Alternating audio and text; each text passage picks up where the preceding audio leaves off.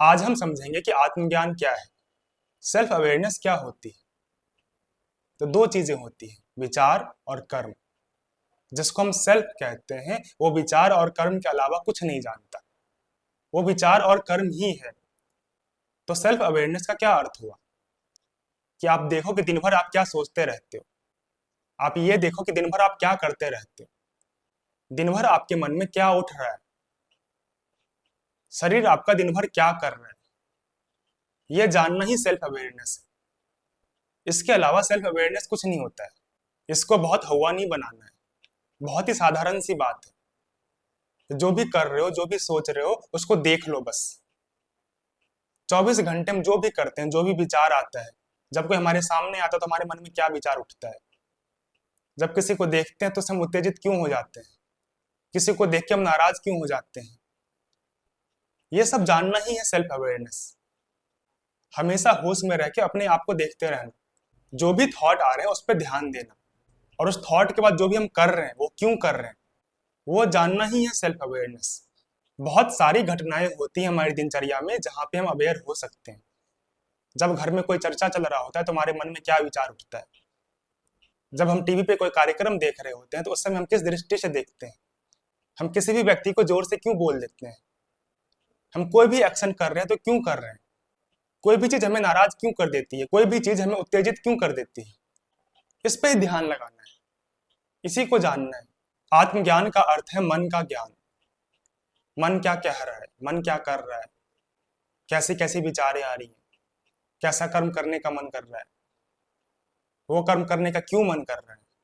इस सब को जानते रहना है। जब हम कॉलेज में होते हैं, जब छुट्टी का टाइम होता है, 5 बजता है, तो हमारे मन में क्या विचार उठते हैं।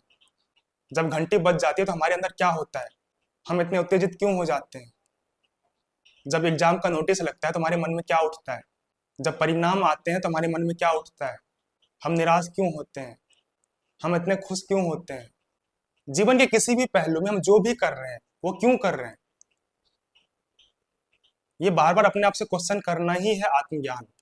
जीवन में मैंने कुछ लक्ष्य बना रखा है तो क्यों बना रखा है, उस लक्ष्य से मैं क्या पाना चाहता हूँ, अगर मैं पा जाऊंगा तो क्या मिलेगा, किस चीज के तलाश में हूं मैं। कहीं मैं बेहोशी में ही तो सब कुछ नहीं कर रहा। मैं जो भी एक्शन कर रहा हूँ क्या उसमें होश है, क्या उसमें ध्यान है, क्या उसके परिणाम के बारे में मुझे कुछ पता है। जो भी कर रहा हूँ उसका स्रोत क्या है।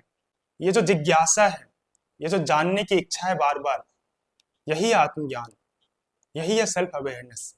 सेल्फ की जितनी भी गतिविधियां हैं उसको जानना ही है आत्मज्ञान।